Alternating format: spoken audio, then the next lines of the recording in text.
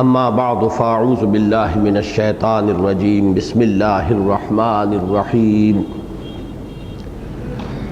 وَكَأَيٍّ مِّن قَرْيَةٍ عَتَتْ عَنْ أَمْرِ رَبِّهَا وَرُسُلِهِ فَحَاسَبْنَاهَا حِسَابًا شَدِيدًا وَعَذَّبْنَاهَا عَذَابًا نُكْرًا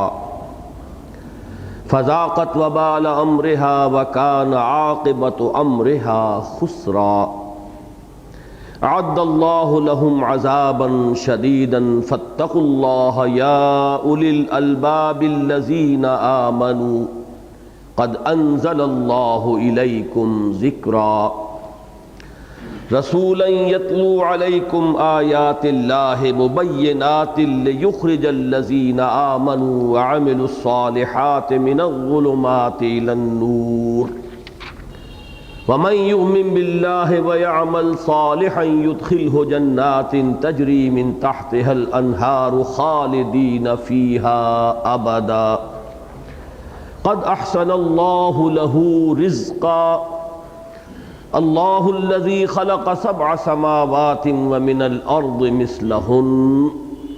يتنزل الأمر بينهن لتعلموا أن الله على كل شيء قدير وأن الله قد أحاط بكل شيء علما صدق الله العظيم رب اشرح لي صدري ويسر لي أمري واحلل عقدة من لساني يفقهوا قولي اللهم ربنا ألهمنا رشدنا وأعذنا من شرور أنفسنا اللهم أرنا الحق حقا وارزقنا اتباعه وأرنا الباطل باطلا وارزقنا اجتنابه آمین یا رب العالمین۔ آپ کو یاد ہوگا کہ سورۃ الطلاق کے پہلے رکوع میں جو 7 آیات پر مشتمل ہے، شریعت اسلامی میں طلاق کے جو احکام ہیں اور قواعد و ضوابط ہیں جو اصلاً سورہ بقرہ میں تفصیلاً بیان ہو چکے تھے، یہاں ان کے بعض قانونی پہلوؤں کی بھی مزید وضاحت ہے،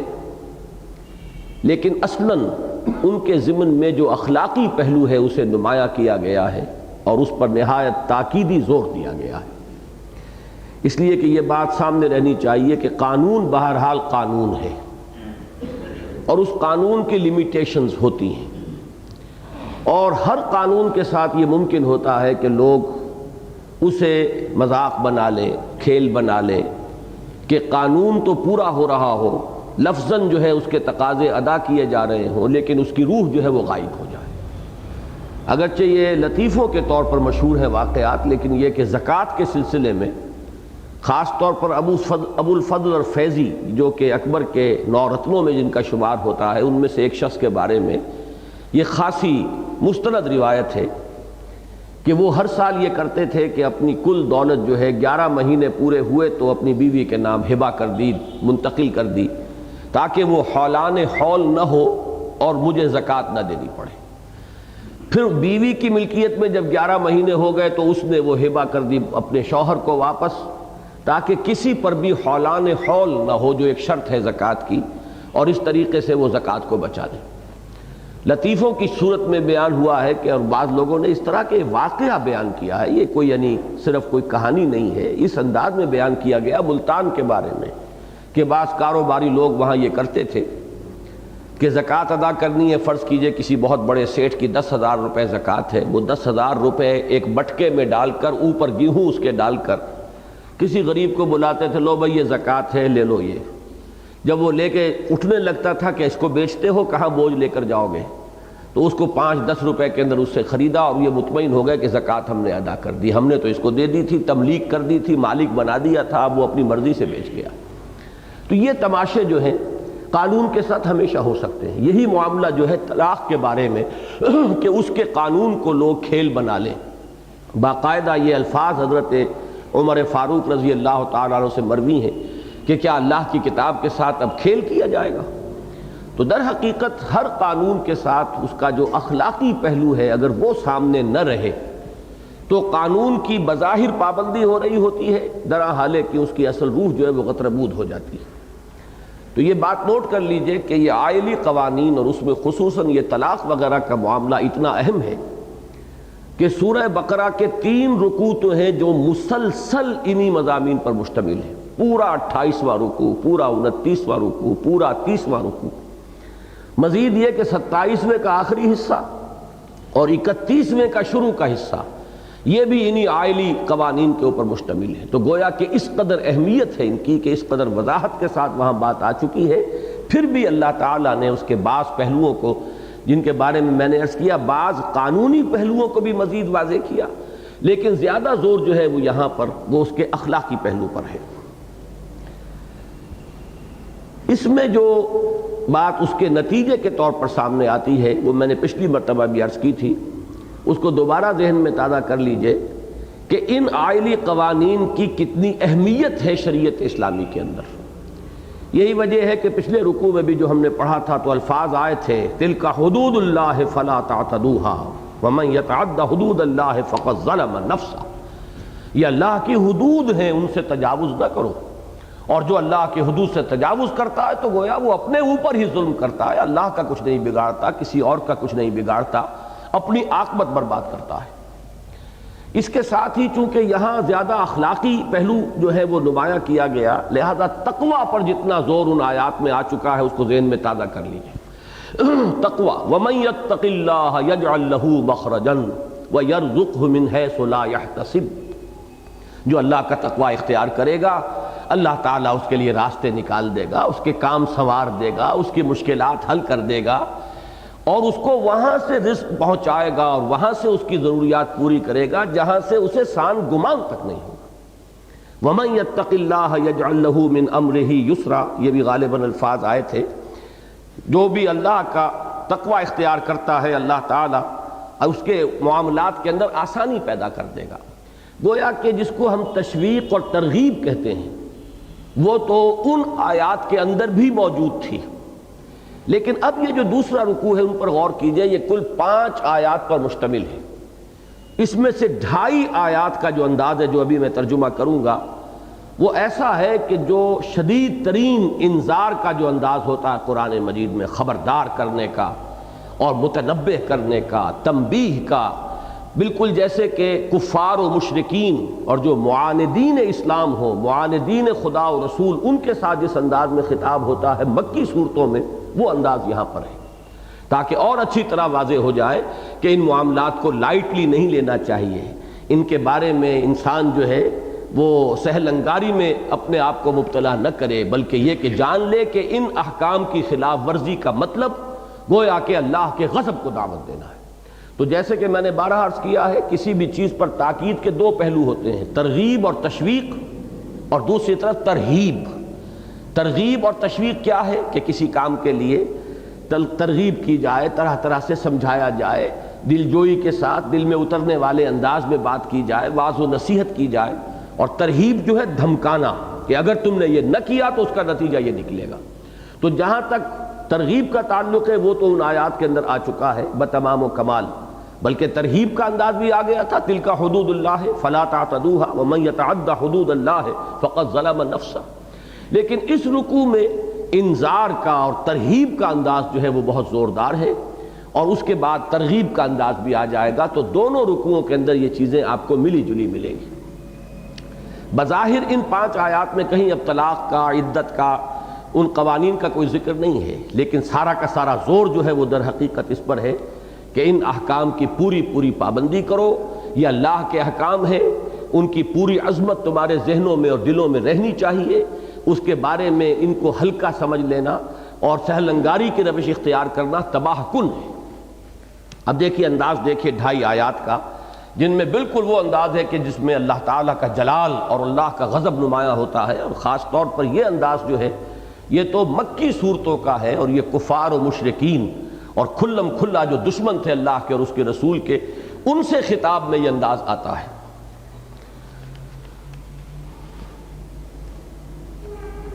وَكَأَيٍّ مِّن قَرْيَةٍ عَتَتْ عَنْ أَمْرِ رَبِّهَا وَرُسُلِهِ، اور کتنی ہی ایسی بستیاں ہیں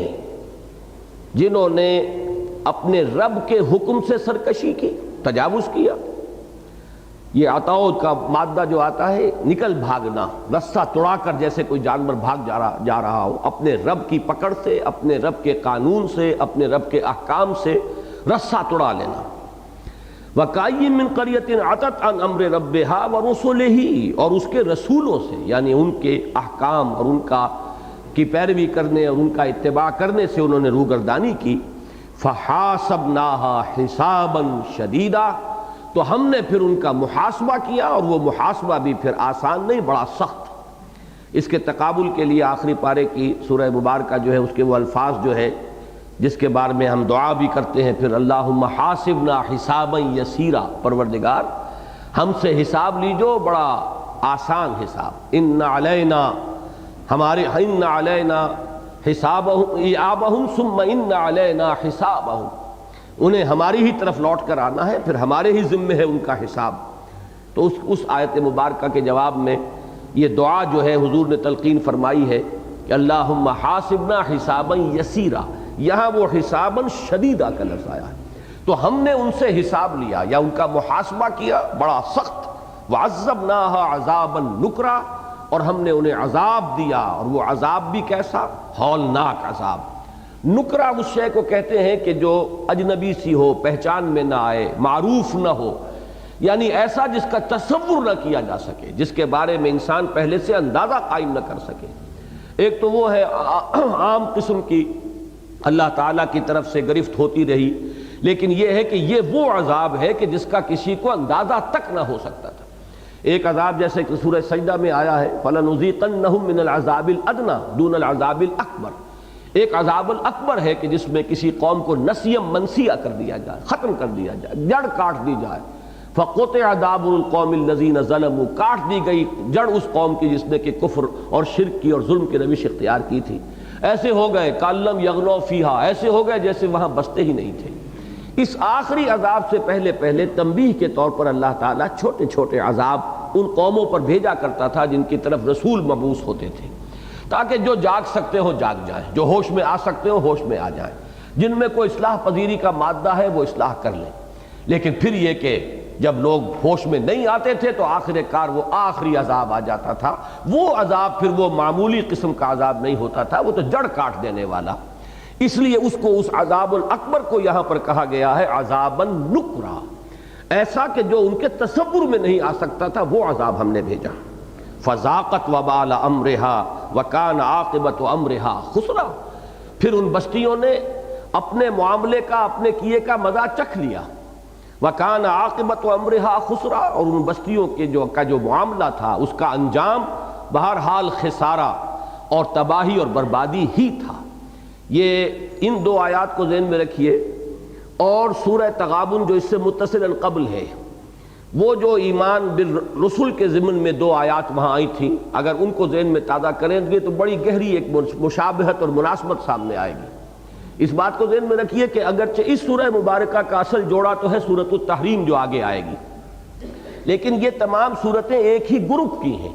تو ان میں ان جوڑوں کے علاوہ بھی مشابہتیں جو ہیں اور مناسبتیں موجود ہیں۔ جیسے میں نے عرض کیا تھا کہ سورہ منافقون اصلاً جوڑا ہے سورہ تغابن کا، سورہ جمعہ اصلاً جوڑا ہے سورہ صف کا، لیکن یہ دونوں صورتیں جو ہیں سورہ جمعہ اور سورہ منافقون بڑی ہی انٹرلاکڈ ہیں، کہ سورہ جمعہ کی آخری آیت یہ ہے کہ لوگ حضور کو چھوڑ کر چلے گئے جب انہوں نے دیکھا کوئی کھیل اور تماشا، اور وہ حضور کو کھڑا چھوڑ کر خطبہ دیتے ہوئے چلے گئے۔ اور سورہ منافقون کا آغاز ہوتا ہے اذا جاءک المنافقون قالوا نشہد انک لرسول اللہ، تو تصویر لفظی ہے کہ ایک میں لوگوں کے چلے جانے کا اور ایک میں لوگوں کے حضور کی خدمت میں حاضر ہونے کا تذکرہ ہے۔ اس طریقے سے گویا کہ دونوں صورتیں جو ہیں وہ ایک طریقے سے انٹرلاک ہو گئی۔ یہاں پر بھی دیکھیے سورہ تغابن کے وہ الفاظ، الم یاتکم نبأ الذین کفروا من قبل فذاقوا وبال امرہم، ذرا نوٹ کیجئے، فذاقوا وبال امرہم، اور یہاں ہم الفاظ پڑھ رہے ہیں فذاقت وبال امرہا۔ فرق کیا ہے؟ وہاں قوموں کے عنوان سے ذکر ہو رہا ہے، یہاں بستیوں کے عنوان سے ذکر ہو رہا ہے، بات ایک ہی ہے، کہیں ظرف ہے کہیں مظروف ہے، کہیں ان بستیوں کا ذکر ہے ان آیات میں جو اس وقت ہم پڑھ رہے ہیں، وَكَأَيٍّ مِّن قَرْيَةٍ عَتَتْ عَنْ أَمْرِ رَبِّهَا، اور وہاں ان قوموں کا ذکر ہے جو ان بستیوں میں آباد تھیں. الم یاتکم نبأ الذین کفروا من قبل فذاقوا وبال امرهم ولهم عذاب علیم ذلک بانه كانت تاتیہم رسلهم بالبینات فقالوا بشر یہدوننا فکفروا وتولوا واستغنى اللہ واللہ غنی حمید. وہ دو آیات سورہ تغابن کی اور یہ دو آیات سورہ طلاق کی، ان کے درمیان بڑی گہری مشابہت ہے. وَكَأَيٍّ مِّن قَرْيَةٍ عَتَتْ عَنْ أَمْرِ رَبِّهَا وَرُسُلِهِ فَحَاسَبْنَاهَا حِسَابًا شَدِيدًا وَعَذَّبْنَاهَا عَذَابًا نُكْرًا فَذَاقَتْ وَبَالَ أَمْرِهَا وَكَانَ عَاقِبَةُ أَمْرِهَا خُسْرًا. أَعَدَّ اللَّهُ لَهُمْ عَذَابًا شَدِيدًا. اب دیکھیے وہاں پر بھی فرمایا گیا تھا کہ انہوں نے اپنے کیے کا مزہ چکھ لیا. وَلَهُمْ عَذَابٌ أَلِيمٌ. اصل عذاب تو دردناک عذاب جو ہے وہ جہنم کا ہے جو ان کا منتظر ہے. دنیا میں نیست و نابود ہو جانا، ختم ہو جانا، نسیم منسیہ ہو جانا، یہ تو کوئی اتنا بڑا عذاب نہیں ہے. اس لیے کہ موت تو آتی ہے تو چند لمحوں کے اندر انسان کا خاتمہ ہو جاتا ہے، اس کو وہ تکلیف، وہ اذیت جو ہے پہم نہیں ہوتی.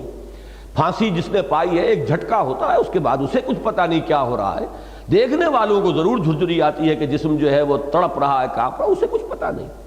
اسی طرح کوئی ڈوب رہا ہے، وہ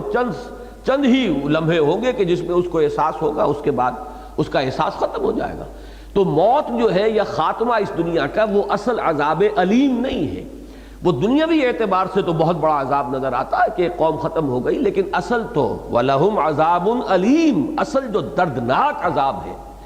جس کی دردناکی کبھی ختم نہیں ہوگی. ثُمَّ لَا يَمُوتُ فِيهَا وَلَا يَحْيَا، کہ نہ پھر انسان اس میں جیے گا نہ مرے گا، نہ زندوں میں نہ مردوں میں. تو وہ جو عذاب ہے اس کا یہاں بھی ذکر کر دیا گیا، جیسے وہاں فرمایا تھا اعد اللہ لہم عذابا شدیدا، اللہ نے ان کے لیے بہت شدید عذاب تیار کیا ہوا ہے. وہ عذاب ابھی ان کا منتظر ہے، وہ کہ جو انہیں یوم قیامت کے بعد آخرت میں ملنا ہے. فاتقوا اللہ یا اولی الالباب، بس تقوی اختیار کرو اللہ کا اے ہوش مندو، اے عقل مندو، اے وہ لوگوں جو اپنے نفع اور نقصان کا کچھ بھی خیال رکھنے والے ہو، تمہیں اللہ کا تقوی اختیار کرنا چاہیے. اب یہاں آپ نے وہ فرق نوٹ کر لیا ہوگا کہ پہلے رکوع میں بھی 2 مرتبہ فرمایا، لیکن وہ ترغیب کا انداز ہے. من یتق اللہ یجعل له مخرجا ویرزقه من حیث لا یحتسب. جو اللہ کا تقوی اختیار کرتا ہے اللہ تعالیٰ اس کے لیے راستے نکال دیتا ہے، مشکلات آسان کر دیتا ہے، اسے رزق پہنچاتا ہے، اس کی ضروریات پوری فرماتا ہے جہاں سے اسے گمان تک نہیں ہوتا. اور ومن یتق اللہ یجعل له من امرہ یسرا، اور جو اللہ کا تقوی اختیار کرتا ہے اللہ تعالیٰ اس کے معاملات میں آسانی پیدا فرما دیتا ہے. یہ ترغیب اور تشویق ہے، اور یہاں جو ہے وہی معاملہ ترہیب اور ایک تنبیہ کے انداز میں، انذار کے انداز میں ہے، لیکن نتیجہ ایک ہی ہے. فاتقوا اللہ یا اولی الالباب، تو اللہ کا تقوی اختیار کرو اے ہوش مندو. یہاں تک وہ 2.5 آیات بنتی ہیں جن کے بارے میں نے عرض کیا کہ ان کا انداز بالکل وہ ہے کہ جو کفار اور مشرکین اور معاندین اور اللہ اور اس کے رسول کے کھلے کھلے دشمنوں کے ساتھ جو انداز ہوتا ہے خطاب کا وہ ہے. لیکن اب اس کو کھولا الذین آمنوا، یہاں کون مخاطب ہیں؟ یہاں کفار مخاطب نہیں ہیں. اس کو خاص طور پر نوٹ کر لیجئے کہ میں نے بارہا یہ کہا ہے کہ ان پوری صورتوں میں سورہ حدید سے لے کر سورہ تحریم تک خطاب کفار سے ہے ہی نہیں. یہ مسلمانوں سے خطاب ہے سارا، یہ امت مسلمہ سے خطاب ہے. امت مسلمہ میں سچے مومن بھی ہیں، منافق بھی ہیں، وہ بھی ہیں جن کے دلوں میں روگ ہیں، وہ بھی ہیں جن کے قول اور فعل میں تضاد ہیں، وہ بھی ہیں جو کہتے کچھ ہیں کرتے کچھ ہیں. زبان سے عشق رسول کے دعوے اور اتباع رسول جو ہے کہیں کوسوں ان کی زندگی میں اور شخصیتوں میں نظر نہ آئے. اصل میں وہ ہیں مخاطب ان صورتوں کے، لہذا انداز اگرچہ وہ ہے لیکن یہاں کھول دیا فاتقوا اللہ یا اولی الالباب الذین آمنوا، اے وہ ہوش مندو جو ایمان بھی لے آئے ہو، جو ایمان کا بھی دعویٰ کر رہے ہو، جو ایمان کا اقرار کر رہے ہو، جنہوں نے کہ ایمان کو قبول کیا ہے، تو ہوش کرو اور واقعتاً ایمان لاؤ جیسے کہ ایمان لانے کا حق ہے، جس کا نتیجہ ہے اللہ کا تقوی، اللہ کے احکام کی پابندی. اس سے یہ بات نکلی ہے، اس نتیجے کو ذہن میں رکھ لیجئے. یہ قانونی ایمان جو ہمیں یہاں دنیا میں حاصل ہوتا ہے یہ قطعاً کوئی فرق نہیں کرتا ہے انسان کے مابین جہاں تک اللہ تعالیٰ کا معاملہ ہے اس کے اعتبار سے. اس لیے کہ اللہ نے تو اسی انداز میں خطاب فرمایا یہاں ان لوگوں کو جو ہیں تو اہل ایمان، جو مدعی ہیں ایمان کے، لیکن یہ کہ وہ اللہ کے احکام کی پرواہ نہیں کر رہے۔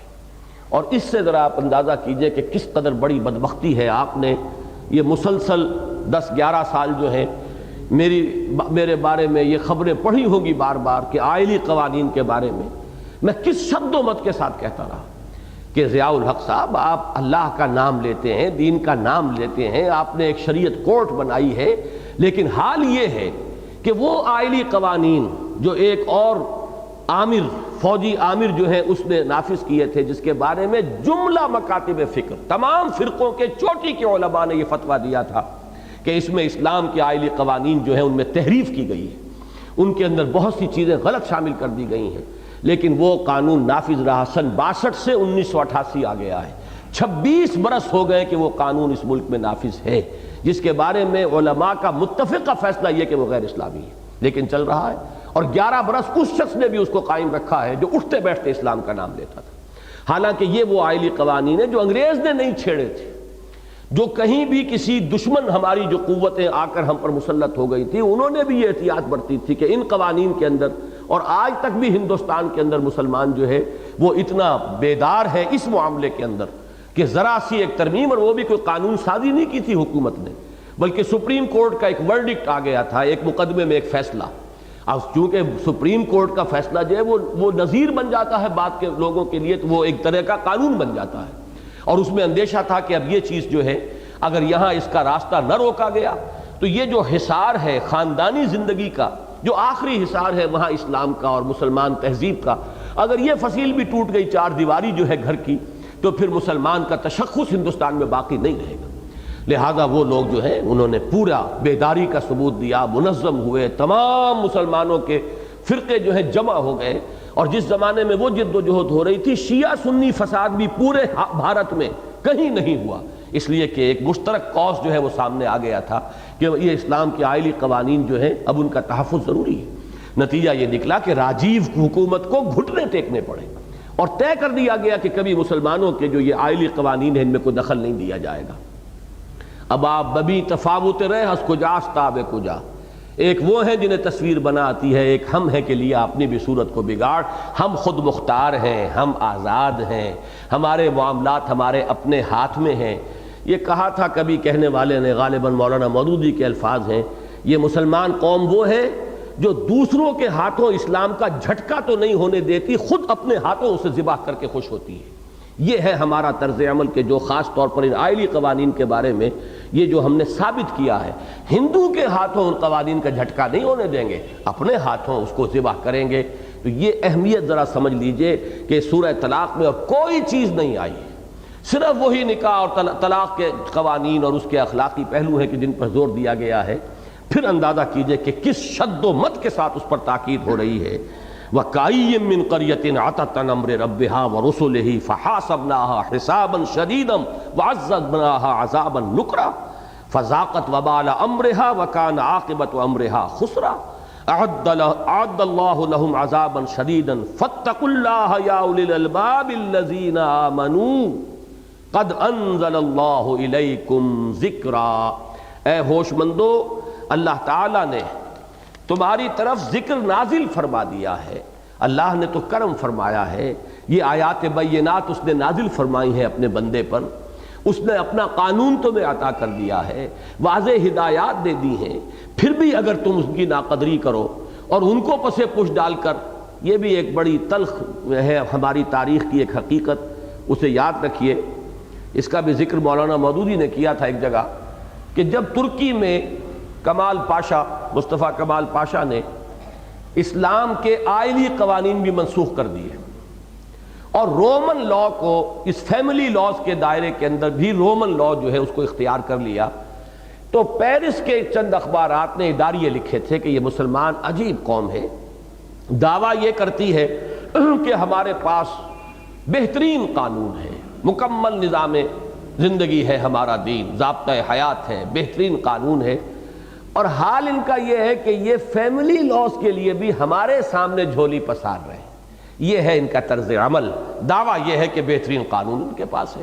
تو فوجداری اور دیوانی قانون تو چھوڑو، جو خاندانی اور عائلی قوانین ہیں، فیملی لاز، آج مسلمان وہ اپنے اسلامی قوانین کو تج کر اور ہمارے سامنے جھولی پسار کر کھڑا ہے، ہم سے اس نے قانون لیا ہے فیملی لاز۔ یہ ہے جو طرز عمل شروع ہوا تھا اس صدی میں مصطفیٰ کمال پاشا کے ہاتھوں، لیکن یہ ہے نوبت وہیں جا رسید کہ اسلام کے نام پر بننے والی ایک مملکت میں، پاکستان میں بھی اسی رخ کو اختیار کیا گیا اور ان قوانین کے اندر تحریف کی گئی۔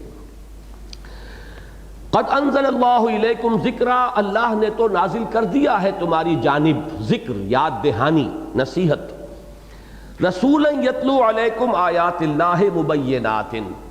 رسول جو تلاوت کرتے ہیں تم پر، یعنی تمہیں پڑھ کر سناتے ہیں اللہ کی آیات جو مبینات ہیں، واضح کر دینے والی، ہر شے کو بالکل نمایاں کر دینے والی، کھول کھول کر بیان کر دینے والی۔ لِيُخْرِجَ الَّذِينَ آمَنُوا وَعَمِلُوا الصَّالِحَاتِ مِنَ الظُّلُمَاتِ إِلَى النُّورِ، تاکہ وہ نکالے ان لوگوں کو جو ایمان لائے اور جنہوں نے نیک عمل کیے تاریکیوں سے روشنی میں۔ وَمَن يُؤْمِن بِاللَّهِ وَيَعْمَلْ صَالِحًا يُدْخِلْهُ جَنَّاتٍ تَجْرِي مِن تَحْتِهَا الْأَنْهَارُ خَالِدِينَ فِيهَا أَبَدًا، اور جو کوئی ایمان رکھے گا یا ایمان لائے گا اللہ پر اور عمل کرے گا نیک، وہ اسے داخل کرے گا ان باغات میں جن کے دامن میں ندیاں بہتی ہوں گی، خالدین فیہا ابدا، اور وہ رہیں گے اس میں ہمیشہ ہمیش۔ قد احسن اللہ لہ رزقا، یقیناً اللہ تعالیٰ نے تو اس کے لیے بہترین رزق فراہم کیا ہے۔ اس آیت مبارکہ میں چند چیزیں ہیں کہ جو بڑی اہم ہیں۔ ایک تو یہ کہ ذکرا، اور ذکرا کے بعد رسولن، یہ جو حالت نسبی میں آیا ہے یہ گویا کہ اسی کا بیان ہے۔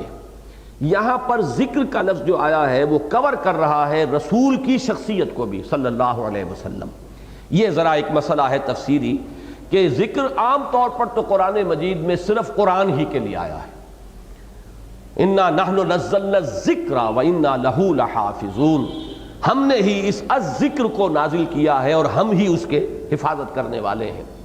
اسی طریقے سے انزلنا الیک الذکر لتبین للناس ما نزل الیہم،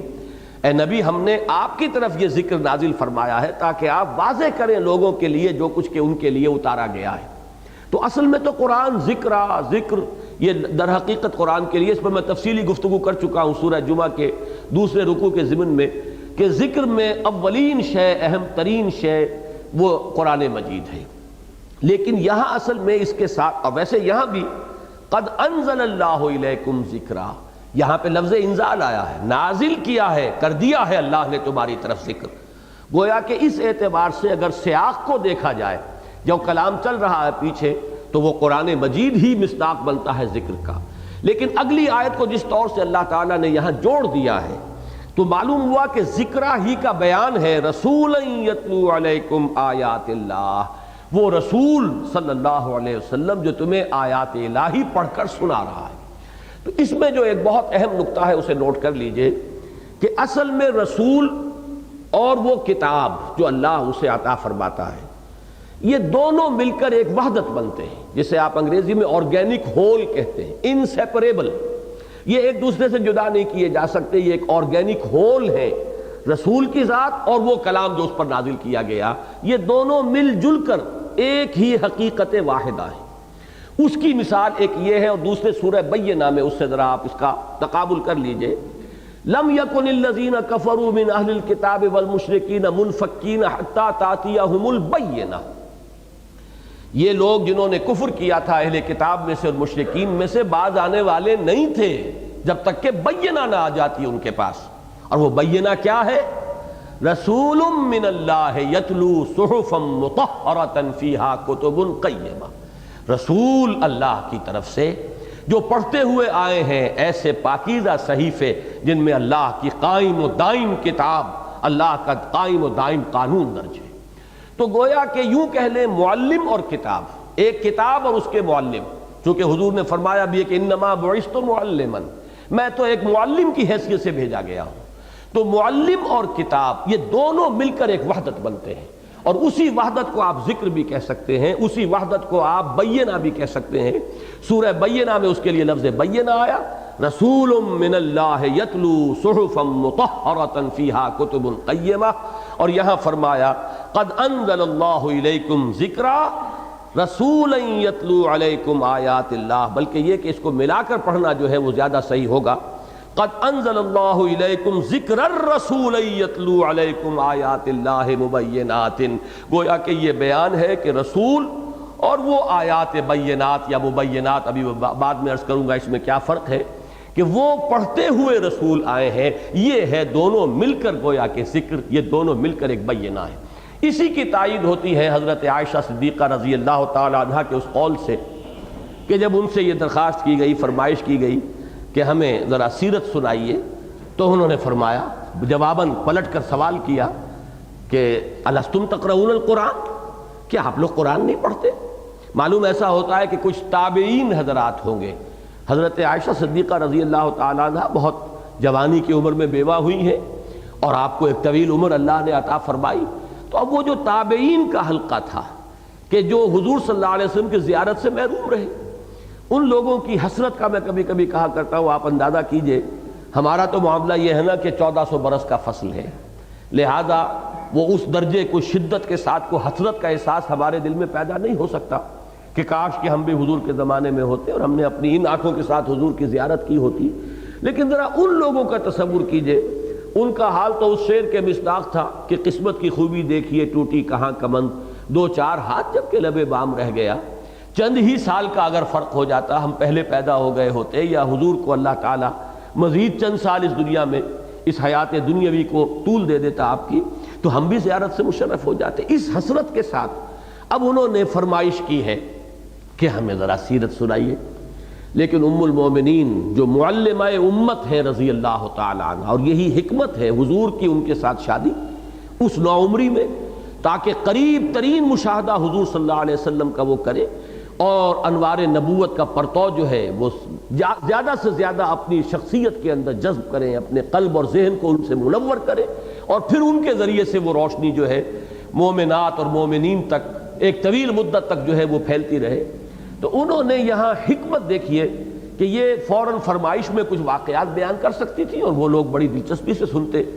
لیکن یہ جو ایک ان کے ذہنوں میں بات آئی تھی اس کو ایک بہتر رخ پر ڈالنے کے لیے سوال کرتے ہیں الستم تقرؤون القرآن، کیا آپ لوگ قرآن نہیں پڑھتے؟ وہ لوگ بھی حیران ہوئے ہوں گے کہ ہم نے فرمائش کیا کی تھی، درخواست کیا کی تھی، جواب ہمیں کیا مل رہا ہے۔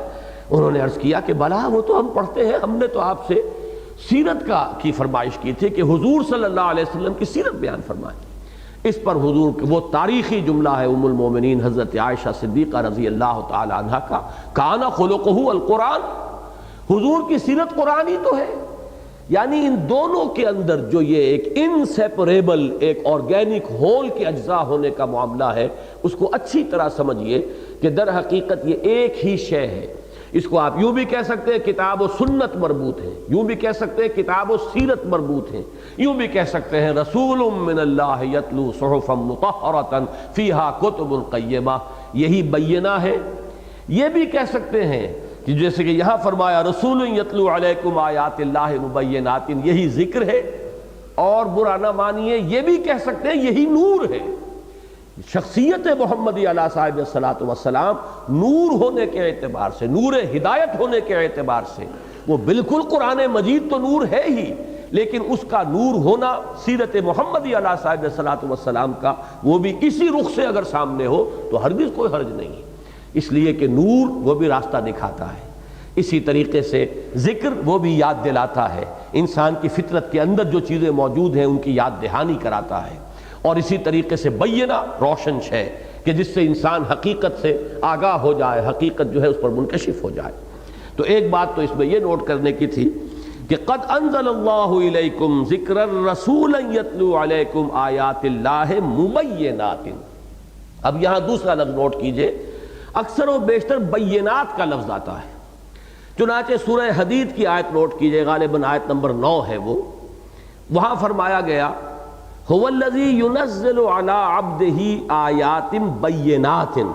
لیخرجکم من الظلمات الی النور، بالکل یہی جو آیت ہے اس کا مضمون جو ہے وہاں بھی موجود ہے، لیکن ایک فرق ہے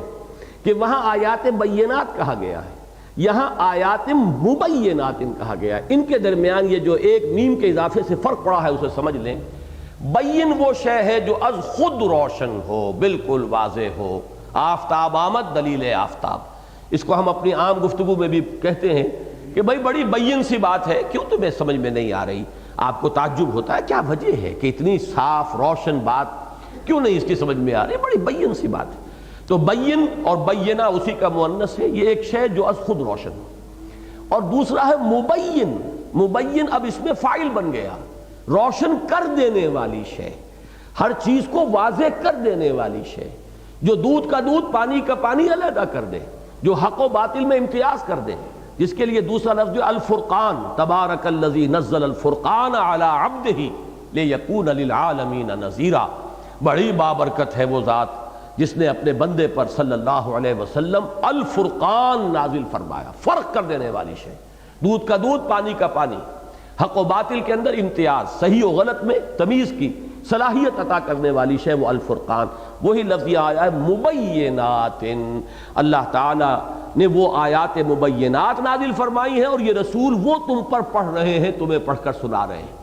اب نتیجہ کیا نکلتا ہے اسے نوٹ کیجئے۔ میرے نزدیک آیات بینات قرآن مجید کی ان آیات کو کہیں گے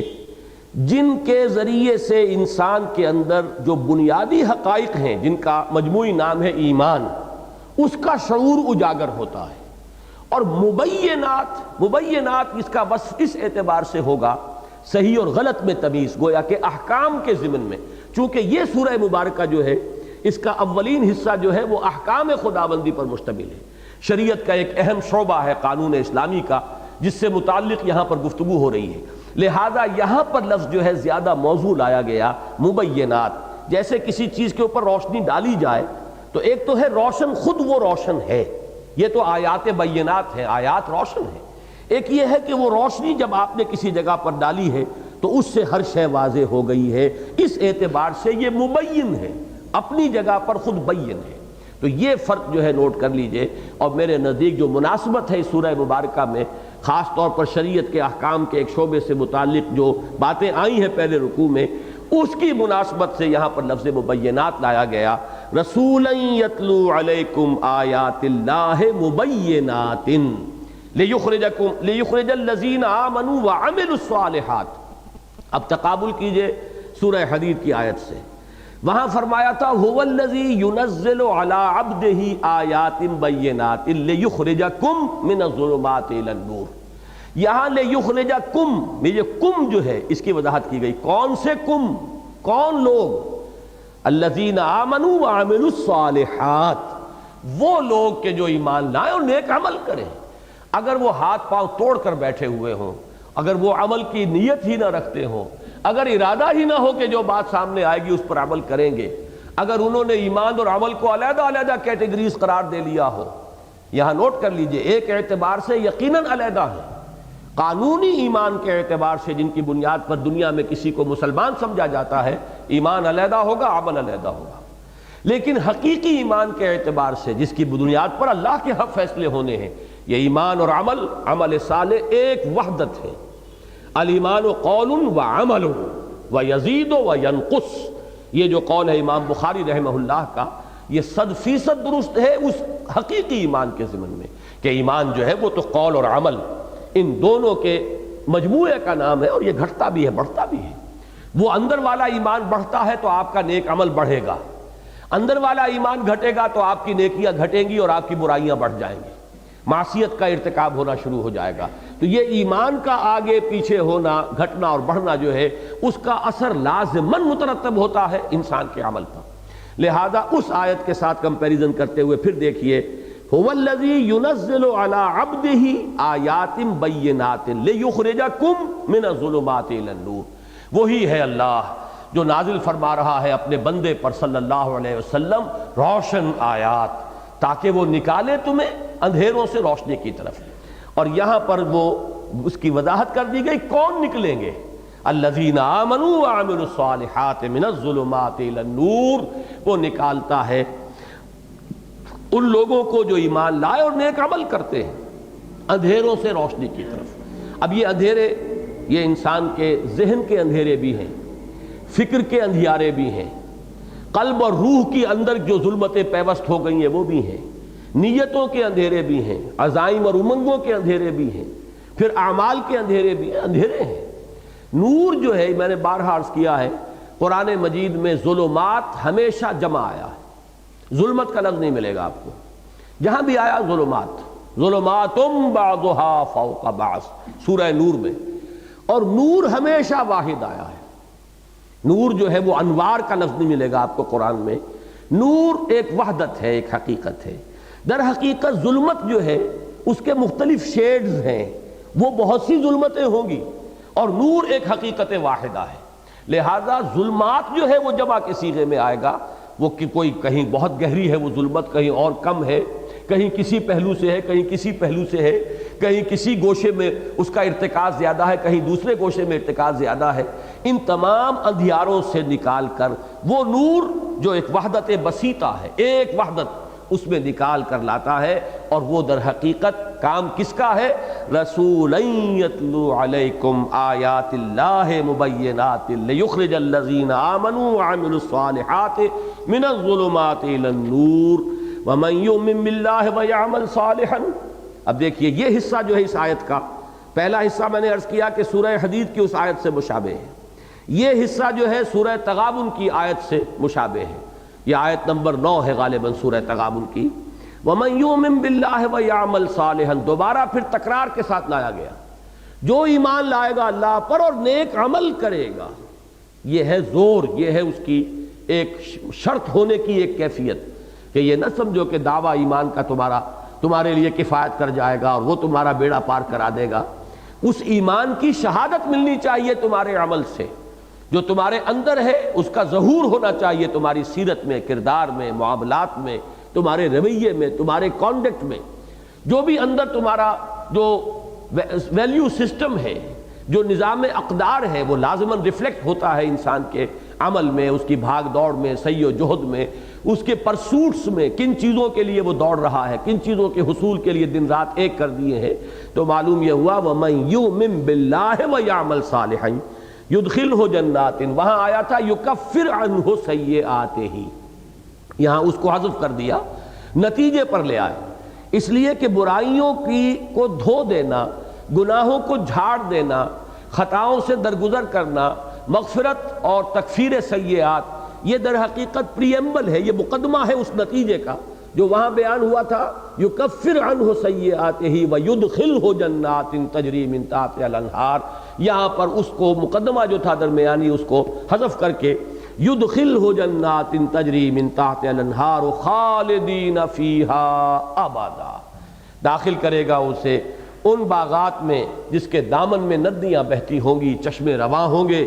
اور وہ اس میں رہیں گے ہمیشہ ہمیشہ ہمیشہ ہمیشہ۔ میں نے نوٹ کرایا تھا آپ کو سورہ تغابن میں خالدین فیہا ابدا، وہاں چونکہ تقابل آیا تھا لہذا وہاں بہت اہمیت تھی اس کی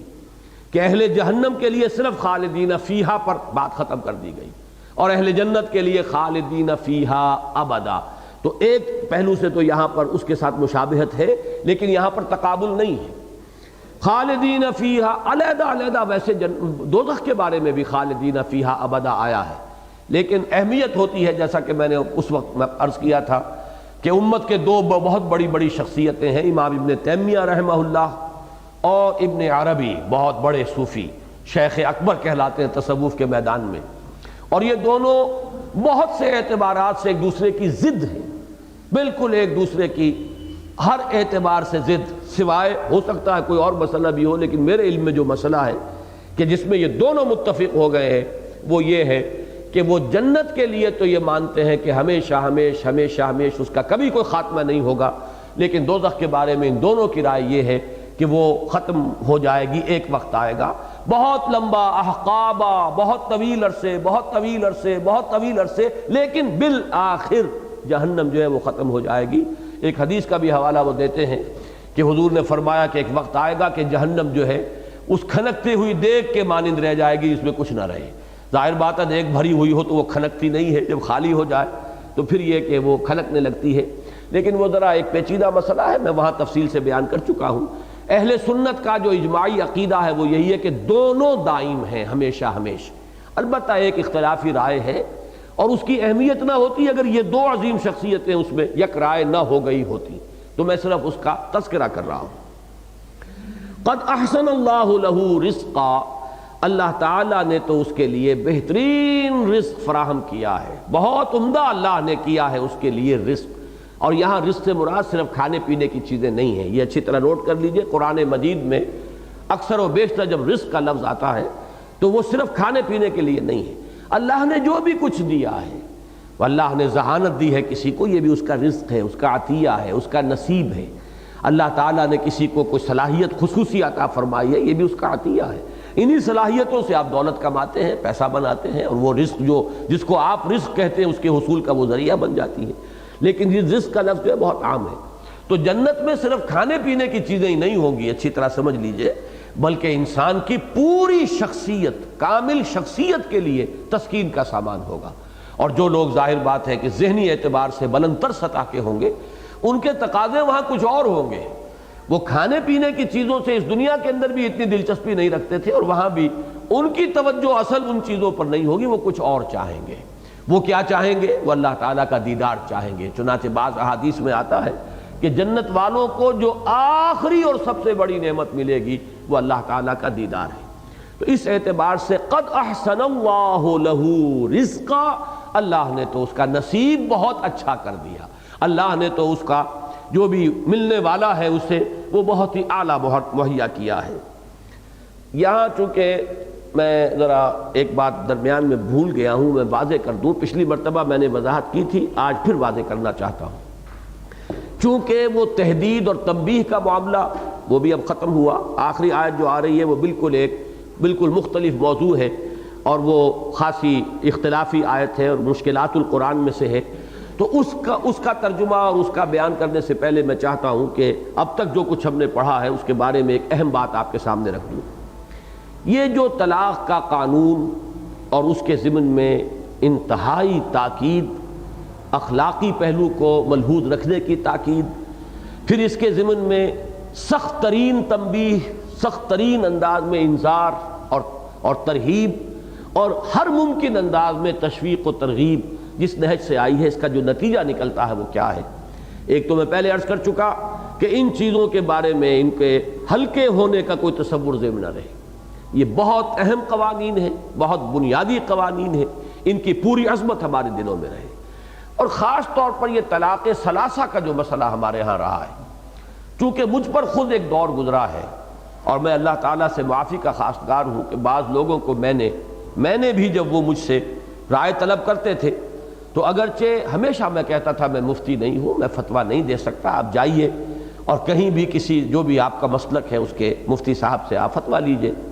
لیکن یہ ہے کہ اس قدر پریس کرتے تھے لوگ. اب تو کچھ عرصے سے میں نے بالکل اس فیصلے کے اوپر جو ہے سختی کے ساتھ عمل شروع کر دیا ہے کہ میں قطعاً اس میں اپنی رائے بھی ظاہر نہیں کرتا. لیکن یہ ہے کہ بدقسمتی سے رائے میری یہی تھی کہ جو ابن تیمیہ رحمہ اللہ کا مسلک ہے، قرآن مجید اور حضور صلی اللہ علیہ وسلم کی سنت سے مجھے وہی زیادہ اقرب معلوم ہوتا ہے. اب ذہن انسان کے قابو میں نہیں ہے، ذہن پر انسان کا اختیار نہیں ہے، جیسے دل پر اختیار نہیں کہ دل کا اپنا ایک رجحان ہے، ایک میلان ہے، آپ کا اختیار نہیں ہے. بلکہ یہ کہ میلان اگر کسی غلط رخ پر ہے اور آپ اپنے یعنی پوری قوت ارادی کو بروئے کار لا کر اسے روک رہے ہیں تو یہ آپ کا مجاہدہ ہے، باطنی مجاہدہ، جس پر کہ اللہ تعالیٰ آپ کو بہت بڑا اجر و ثواب عطا فرمائے گا. اسی طرح ذہن جو ہے وہ بھی انسان کے اختیار میں نہیں. ذہن میرا یہی رہا. مجھے جب یہ معلوم ہوا کہ چاروں ائمہ ہمارے، یعنی چاروں فقہی مسلک جو ہیں، احناف بھی اور حنابلہ بھی اور شوافع بھی اور مالکیہ بھی، سب کا متفق علیہ مسلک یہی ہے کہ جب 3 طلاقیں ہو جائیں، چاہے وہ ایک ہی بار دی گئی ہو، تو وہ طلاق مغلظ ہے. اگرچہ بہت بری ہے، بہت ناپسندیدہ ہے، بہت ہی مکروہ ہے، اور اس پر حضرت عمر رضی اللہ تعالیٰ عنہ کا عمل یہ تھا کہ جو شخص یہ کرتا تھا اسے پھر کوڑے لگواتے تھے، لیکن یہ کہ طلاق نافذ ہو جاتی. اب اس میں سامنے بات آتی تھی عقلی اعتبار سے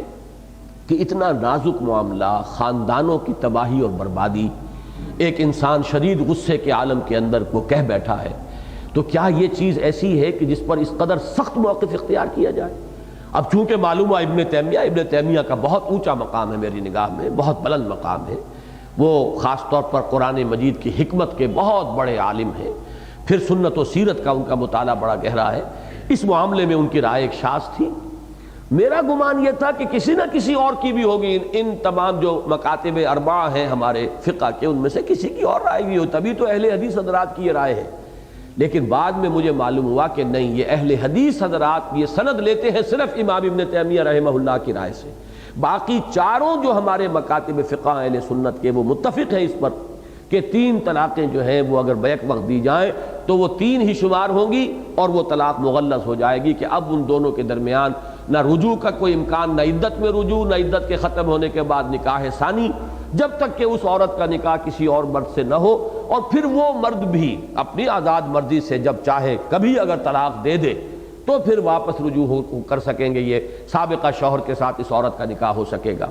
اب اس پر لوگ روتے ہیں، چلاتے ہیں، وہ طرح طرح سے ادھر جا ادھر جا، اور اندیشہ یہ ہو جاتا تھا کہیں، چونکہ شیعہ مکتب فکر بھی یہی ہے، اور اب میرے علم میں ہے بہت سے لوگ اسی بات پر شیعہ ہو گئے، بہت سے جو حنفی ہیں وہ پھر جا کر بہرحال یہ تو ہلکا معاملہ، اس لیے کہ اہل حدیث وہ تو اہل سنت ہی میں ان کا شمار ہے، وہ کوئی اہل تشیع میں سے تو نہیں ہے۔ کچھ لوگ جنہیں یہ معلوم نہیں ہوتا کہ وہ اہل سنت میں سے بھی ایک گروہ ہے کہ جو اس کے حق میں فتویٰ دے دیتا ہے،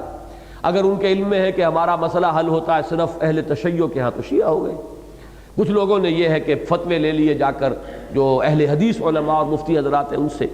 تو میرا معاملہ کچھ عرصے تک یہ رہا کہ چونکہ میرا ذہن یہ تھا،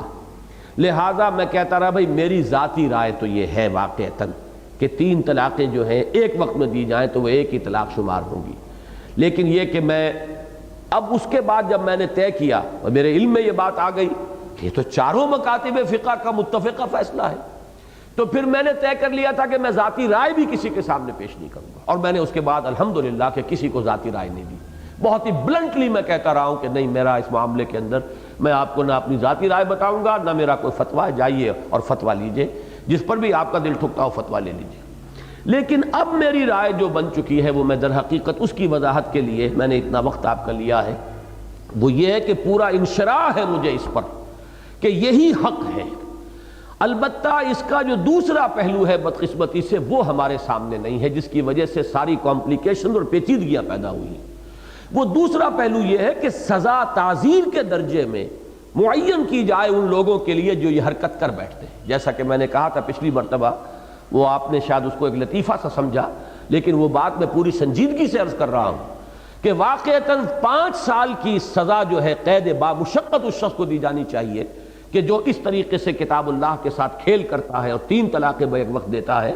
پھر جیسا کہ میں نے عرض کیا تھا، پھر غصہ بھی سوچ سمجھ کے آئے گا آدمی کو، معلوم ہو کہ یہ قانون ہے اور اس میں کوئی رکاوٹ نہیں ہے، شریعت کے اندر تعزیر ہو سکتی ہے، جس کی نظیر ہمارے پاس موجود ہے کہ حضرت عمر رضی اللہ تعالی عنہ، جن کے بارے میں یہ مشہور ہے کہ انہوں نے اس کو سختی کے ساتھ نافذ کیا۔ حضور اپنی حیات طیبہ میں تو ایک نرمی برتتے تھے، اس آدمی کے اوپر آپ ڈال دیتے تھے کہ اچھا بھائی تم بتاؤ تمہاری نیت 3 کی تھی یا 1 کی تھی؟ اگر وہ کہتا تھا کہ جی نیت بھی 3 ہی کی تھی تو فرماتے تھے کہ اب معاملہ تمہارے ہاتھ سے نکل گیا، اب تو وہ طلاق واقع ہو گئی۔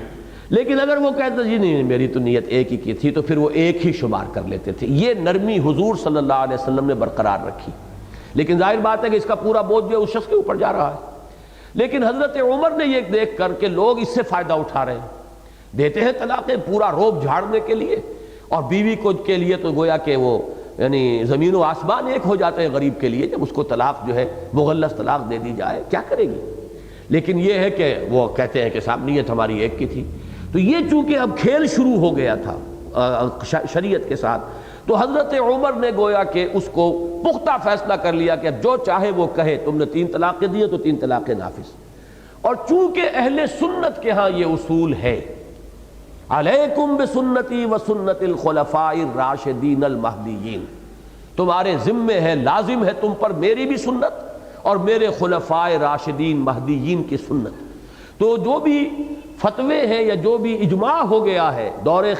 خلافت راشدہ میں، وہ ہمارے لیے واجب الاتباع ہے۔ یہی معاملہ تراویح کا ہے جو اہل حدیث حضرات کی سمجھ میں نہیں آتا، اس پر اجماع ہو گیا تھا یہی وجہ ہے کہ اہل سنت کے چاروں مکاتب کے ہاں کم سے کم 20 رکعتیں ہیں، احناف کے ہاں 20 رکعتیں، حنابلہ کے ہاں 20 رکعتیں، شوافع کے ہاں 20 رکعتیں، البتہ مالکیہ کے ہاں کہیں 36 تک کی تعداد بھی ہے، 20 کی رائے بھی اور 36 کی بھی۔ لیکن چونکہ یہ اصل فیصلہ تھا، اجتہاد تھا حضرت عمر کا، انہوں نے نافذ کیا ہے، اور یہ حضرات اس کو تسلیم کرنے کے لیے تیار نہیں ہیں۔ یہ اصول ہے جس کی وجہ سے فرق واقع ہو جاتا ہے۔ اہل سنت کے ہاں اصول یہ ہے کہ جو اجتہادات خلفائے راشدین نے کیے، امت اس وقت ایک وحدت تھی، کوئی فرقے نہیں تھے، کوئی علیحدہ ملک نہیں تھے، پوری امت مسلمہ ایک وحدت تھی۔ اس کو جب قبول کر لیا گیا تو وہ اجماع ہے، اور وہ اجماع اب لازم ہے کہ اس کی پابندی کی جائے۔ اسی کے ضمن میں یہ معاملہ بھی آتا ہے کہ جو طلاق ثلاثہ کا ہے۔ لیکن جیسا کہ میں نے عرض کیا، یہ جس قدر تحدید اور تنبیہ آ رہی ہے، اس کو سامنے رکھتے ہوئے چونکہ چاروں مکاتب فقہ کا یہ اجماعی فیصلہ ہے، اسی کو اور اسی پر مجھے انشراح ہے کہ اب اس کو نافذ ہونا چاہیے۔ البتہ جو خرابیاں پیدا ہو رہی ہیں ان کا سد باب اس طور سے ہو سکتا ہے کہ اس کے ساتھ تعزیر ہو، جو 3 طلاقیں بیک وقت دیں انہیں کوئی سخت سزا دی جائے، تاکہ پھر لوگ جو ہے وہ ہوش میں رہیں اور وہ اچھی طرح سوچ سمجھ کر کوئی اقدام کریں۔ واللہ اعلم۔ اب آخری آیت پر آئیے، اللہ الذی خلق 7 سماوات ومن الارض مثلہن۔ اللہ وہ ہے جس نے بنائے 7 آسمان اور زمین بھی ویسی ہی یا اتنی ہی، یہ میں بعد میں وضاحت کروں گا مثلہن سے مراد کیا ہے۔ یا تو اتنی ہی زمینیں ترجمہ ہوگا، یعنی جیسے 7 آسمان ہیں ویسے ہی 7 زمینیں، یا یہ کہ ویسی ہی زمین، یعنی زمین کے اندر بھی وہی 7 کا کہیں کوئی تصور موجود ہے، وہ میں بعد میں عرض کروں گا۔ یتنزل الامر بینہن، یہ اللہ کا امر نازل ہوتا ہے ان کے مابین۔ یہ 2 اصطلاحات تو میں نے پہلے بھی عرض کیا ہے کہ قرآن مجید کی بنیادی اصطلاحات میں سے ہیں خلق اور امر۔ سورہ اعراف میں فرمایا گیا الا لہ الخلق والامر۔ یہ 2 عالم ہیں، چاہے ایک دوسرے میں پیوست ہیں، لیکن ایک عالم خلق ہے، ایک عالم امر ہے۔ عالم امر میں اللہ تعالیٰ کے احکام جو ہیں وہ آن واحد میں نافذ ہو جاتے ہیں۔ انما امرہ اذا اراد شیئا فانما یقول له کن فیکون۔ نو ٹائم ایلیمنٹ، ایبسولوٹلی نو ٹائم ایلیمنٹ۔ اس کا امر تو یہ ہے کہ جب وہ فیصلہ کرتا ہے کہ ہو جاتا ہو جاتی، یہ ہے امر، عالم امر۔ ایک عالم خلق ہے، یہ ایک نچلے درجے کی شے ہے، یہ تنزل کا ایک درجہ ہے۔ آپ نے لفظ ارتقاء تو سنا ہوگا، ایک تنزلات بھی ہیں، بہرحال وہ ہمارے فلاسفہ اور متکلمین اور صوفیہ کی اصطلاحات ہیں، یہ تنزلات اور پھر ارتقاء یا ارتفاع۔ اسی طریقے سے سمجھ لیجئے کہ عالم امر بالا تر عالم ہے، عالم خلق ہے یہ کثیف مادی عالم جس کو ہم کہیں گے، اس میں ٹائم ایلیمنٹ جو ہے انٹیگرل پارٹ ہے اس عالم خلق کا۔ خلق السماوات والارض فی 6 ایام، اللہ نے آسمان اور زمین بنائے 6 دنوں میں، اور وہ دن ظاہر بات ہے یہ ہمارے دن نہیں ہے، یہ ہمارا دن تو اصل میں زمین کا ایک مرتبہ کا وہ گھوم جانا ہے اپنے ایکسس پر، یہ دن اور رات اس نے پیدا کر دیے۔ ہماری پوری گیلیکسی کا دن کیا ہوگا، اب اس کا تصور آپ کیا کریں گے۔ قرآن مجید میں کہیں کہا گیا 50,000 سال، کہیں فرمایا گیا الف سنۃ مما تعدون، یہ تو 1,000 برس جو ہے جو تمہارے حساب میں آتے ہیں، تو وہ بھی عدد مراد نہیں ہے، اللہ کا دن بہت بڑا ہے۔ اس کو آپ ایپکس کہہ سکتے ہیں، ملینمز کہہ سکتے ہیں، جو اصطلاحات سائنس میں استعمال ہوتی ہیں۔ اسی طریقے سے آپ کو معلوم ہے خلق جو ہے، اب کسی حیوان کی تخلیق ہو رہی ہے، اس کے جنین کی رحم مادر میں وہ وقت لگے گا۔ انسان کا بچہ 9 مہینے جو ہے رحم مادر کے اندر اس کی تخلیق ہوتی ہے، اس کے لیے لفظ آیا ہے کہ ہم نے انسان کو بنایا من نطفۃ ثم من علقۃ ثم من مضغۃ معلقۃ مخلقۃ وغیر مخلقۃ، اس کے مختلف جو ہے وہ ادوار ہیں۔ ایک عالم امر اور ایک عالم خلق۔ عالم امر میں کوئی ٹائم ایلیمنٹ نہیں، عالم خلق کے اندر انٹیگرل پارٹ ہے ٹائم فیکٹر، یہ اس کا ایک بعد ہے۔ یہ دونوں امر باہم پیوست ہے، بلکہ اس سے پہلے نوٹ کر لیجئے انسان میں آ کر یہ دونوں عالم متحد ہو گئے۔ فرشتہ عالم امر کی شے ہے، یہ حیوانات عالم خلق کی شے ہے، جمادات، نباتات، حیوانات یہ عالم خلق ہے۔ انسان کا جو مادی وجود ہے وہ عالم خلق سے متعلق ہے، اس کی روح جو ہے وہ عالم امر سے متعلق ہے۔ یسألونک عن الروح قل الروح من امر ربی، تو یہ پیوست ہے دونوں عالم، اور اللہ کا امر جو ہے وہ نازل ہوتا ہے، یعنی یہ تدبیر ہے، جیسے سورہ سجدہ میں فرمایا یدبر الامر من السماء الى الارض ثم يعرج الیہ فی یوم کان مقدارہ الف سنۃ مما تعدون۔ اللہ تعالیٰ نے آسمان اور زمین بنائے، ثم استوى علی العرش، پھر عرش پر متمکن ہوا، اب تدبیر فرما رہا ہے اس عالم خلق کے اندر الٹ پھیر جو ہو رہے ہیں، اللہ کی حکمت کے تحت جو اس کے احکام نافذ ہو رہے ہیں، یہ ہے وہ امر، اور یہ اللہ کا امر جو ہے آسمان سے زمین کی طرف اس کا نزول ہوتا ہے، اور پھر ان احکام کے اوپر جب عمل ہو جاتا ہے، تنفیذ ہو جاتی ہے، پھر اس کی رپورٹیں ہیں کہ جو اللہ کے حضور میں واپس پیش ہوتی ہیں، تو یہ تدبیر امر ہے۔ تو ایک تو اس میں جو دو الفاظ آئے ہیں ان کو نوٹ کر لیجئے، اللہ الذی خلق سبع سماوات ومن الارض مثلہن یتنزل الامر بینہن، یہ اللہ تعالیٰ کا عالم خلق ہے، اور اس میں سبع سماوات ہیں، اور زمین بھی ویسی ہی یا اتنی ہی، باقی جہاں تک اللہ کا امر ہے وہ ان سب کے مابین نزول کرتا رہتا ہے۔ اللہ کے احکام لے کر فرشتے اترتے ہیں اور ان کی تنفیذ ہوتی ہے۔ اللہ تعالیٰ کی بڑی طویل المیعاد اسکیمیں ہیں کہ جن کی تنفیذ جو ہے وہ فرشتوں کے ذریعے سے ہو رہی ہے۔ اب اس میں جو اصل مسئلہ ہے جس کے اعتبار سے میں نے کہا تھا کہ یہ مشکلات القرآن میں سے ہے، یہ جو زمین کے بارے میں فرمایا گیا من الارض مثلہن، یہ مثلیت جو ہے اصل میں دو اعتبارات سے ہو سکتی ہے۔ ایک تو یہ کہ جیسے یہ 7 آسمان ہے ویسے ہی یہ زمین بھی ہے، اور ایک یہ کہ اتنی ہی زمینیں بھی ہیں، جتنے یہ 7 آسمان ہیں اتنی ہی زمینیں بھی اللہ نے پیدا فرمائی ہیں۔ تو جیسی اور اتنی، یہ دونوں کو ذہن میں رکھیے کہ ایک ہے کیفیت کے اعتبار سے، ایک ہے کمیت کے اعتبار سے، مثل کے لفظ کا اطلاق دونوں پر ہو جائے گا۔ لہذا اس کے بارے میں اب ایک رائے تو یہ ہے، اور وہ رائے جو ہے بڑی شاذ رائے ہے، اور اس رائے کو ظاہر کرنے میں حضرت ابن عباس رضی اللہ تعالی عنہ بہت ریلیکٹنٹ رہے۔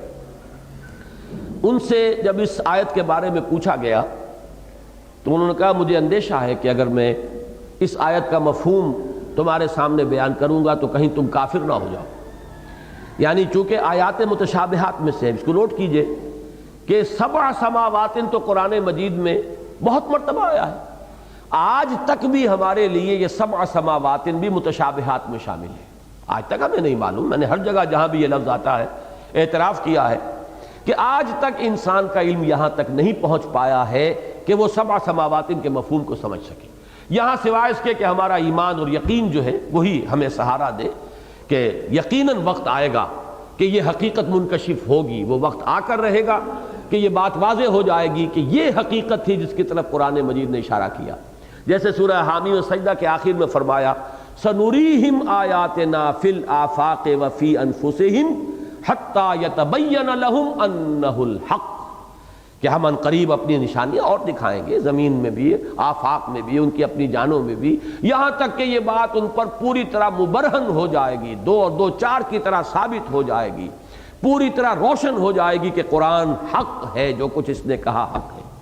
بہت سی چیزیں ہیں کہ جو اس طریقے سے ثابت ہو گئی کہ قرآن مجید کے ان آیات متشابہات کا ایک زمانے تک ہم صحیح مفہوم معین نہیں کر سکے، لیکن سائنس جیسے جیسے آگے بڑھی معلوم ہوا بالکل صحیح بات یہی ہے جو قرآن نے کہی تھی، لیکن پہلے لوگ اس لیے نہیں سمجھ پائے کہ ابھی انسانی علم وہاں تک نہیں پہنچا تھا۔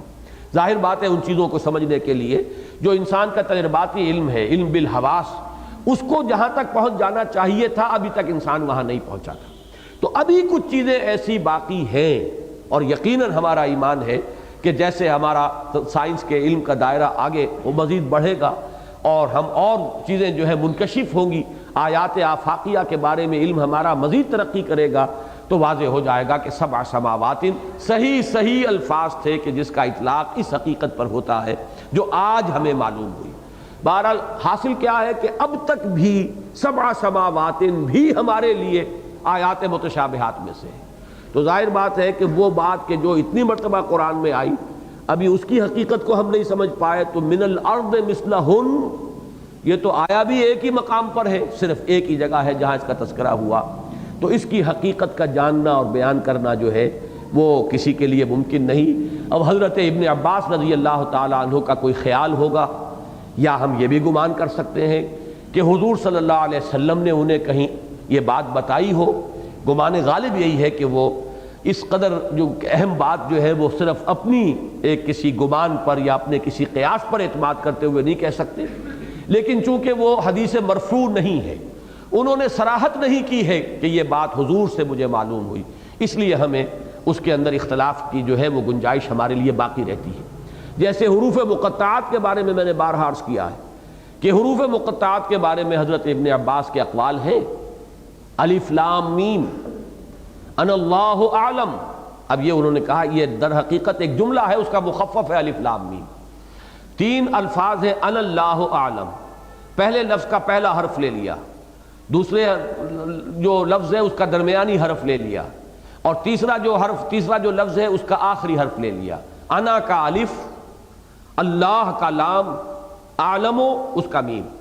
ان اللہ اعلم الف لام میم۔ اب یہ خیال ہے، اسے امت نے قبول نہیں کیا، بیان ضرور کر دیا جاتا ہے کہ ان کی یہ رائے ہے الف لام را ان اللہ ارا، اب یہ ان کا خیال ہے، لیکن یہ کہ چونکہ انہوں نے مرفوعاً بیان نہیں کیا، اگر وہ فرماتے کہ حضور نے بتایا تو ظاہر بات ہے کہ ہمارے لیے بالکل قابل قبول ہوتی بات، لیکن وہ ان کا ایک ذاتی قیاس اور گمان ہے، اس لیے کوئی چاہے تو قبول کرے چاہے رد کر دے۔ اسی طرح کا معاملہ یہ ہے کہ اس آیت کے بارے میں ان سے پوچھا گیا تو انہوں نے کہا کہ مجھے اندیشہ ہے کہ اگر میں یہ بات تمہیں بتاؤں گا تو کہیں ایسا نہ ہو کہ تم لوگ کافر ہو جاؤ۔ لیکن یہ کہ بہرحال ایک روایت ہے جو ابن جریر رحمہ اللہ لائے ہیں اپنی تفسیر میں، ابن ابی حاتم،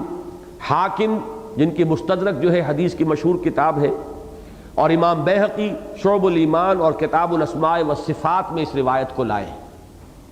عن ابن عباس رضی اللہ تعالی عنہما۔ انہوں نے فرمایا کہ واقعتاً حقیقتاً جیسے 7 آسمان ہیں 7 ہی زمینیں ہیں، اور 7 سے اگر کبھی یہ کھلا کہ 7 کا معین عدد مراد نہیں تھا بلکہ یہ بھی کثرت کے اوپر دلالت کرنے والا تھا، تو گویا کہ اتنی ہی کثرت کے ساتھ زمینیں بھی ہیں۔ اور ان کے الفاظ یہ ہیں کہ فی کل ارض نبی کا نبیکم و آدم کا آدمکم و نوح کا نوح و ابراہیم کا ابراہیم و عیسیٰ کا عیسیٰ، ہر زمین میں جیسے تمہارے آدم تھے ایسے ہی آدم ہیں، جیسے تمہارے ابراہیم اور عیسیٰ اور موسیٰ تھے ایسے ہی ابراہیم اور عیسیٰ اور موسیٰ ہیں، اور جیسے تمہارے نبی ہیں حضرت محمد صلی اللہ علیہ وسلم ایسے ہی وہاں بھی ہیں۔ اب یہ بات ایسی ہے کہ جو عام آدمیوں کے لیے بھی ایک دفعہ چونکا دینے والی اور بالکل ایک ایسی نئی بات ہے کہ جس کا کہیں کوئی ذکر کسی مرفوع حدیث میں نہیں، جس کے کوئی ذکر جو ہے قرآن مجید میں دوسرے مقام پر نہیں۔ اب یہ حضرت عبداللہ ابن عباس رضی اللہ تعالی عنہما کی ایک رائے ہے۔ اس روایت کو ابن حجر ابن فتح الباری میں اور ابن کثیر نے اپنی تفسیر میں بھی نقل کیا ہے، اور امام ذہبی رحمہ اللہ نے کہا ہے کہ اس کی سند صحیح ہے، لیکن ساتھ ہی یہ بھی کہا ہے کہ جو بھی اس کی روایات ملتی ہیں وہ ایک راوی پر جا کر جمع ہو جاتی ہیں ابو الضحیٰ نامی، اور کسی اور شخص سے وہ روایت ہمیں نہیں مل رہی، یہ ایک طرح کا ضعف ہے۔ اور ایک رائے جو ہے ملا علی قاری، وہ احناف کے ایک مشہور عالم ہیں، انہوں نے اسے حدیث کو یا اس روایت کو موضوعات میں شمار کیا کہ یہ گھڑی ہوئی ہے، اس کی کوئی حقیقت نہیں۔ باقی علامہ آلوسی نے رحمہ اللہ اس کو نقل کیا ہے اپنی تفسیر میں، اور کہا اس میں کوئی شے نہ عقلاً غلط ہے، ہو سکتا ہے کہ ایسا ہو، اور نہ ہی یہ کہ نقلاً کوئی شے ایسی ہمارے پاس موجود ہے جو اس کی نفی کر سکے۔ بہرحال یہ ایک رائے ہے جو میں نے آپ کے سامنے رکھ دی ہے۔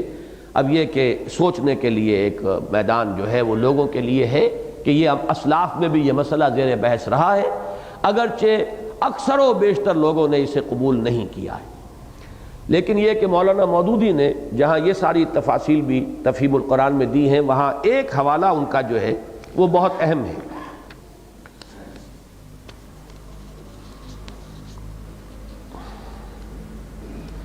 میں نے کہیں نوٹ تو کیا تھا، جی ہاں، انہوں نے حوالہ یہ دیا ہے کہ یہ نوٹ کر لیں، اکانومسٹ جو اخبار ہے لندن کا، اس کی 26 جولائی 69 کی ایک جو اشاعت تھی، اس میں جدید ایسٹرونومی کی اور ماہرین کی ایک رائے یہ آئی ہے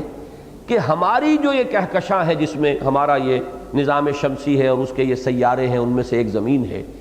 تو وہ در حقیقت کہکشاں جو ہے گیلیکسی، وہ تو بہت بڑی شے ہے۔ اس گیلیکسی میں 60 کروڑ سیارے ایسے موجود ہیں جس کے حالات بالکل وہی ہے جو زمین کے ہیں، یعنی وہی ٹیمپریچر، وہی اس کے زمین کا یا سوائل کا انداز، وہی اس کی کمپوزیشن، وہی وہ ہوا کا جو اس کے گرد ایک غلاف ہے، اور پھر اس فضا کے اندر وہی جو گیسز ہیں، گویا کہ بالکل وہ حالات جو ہمارے زمین کے ہیں،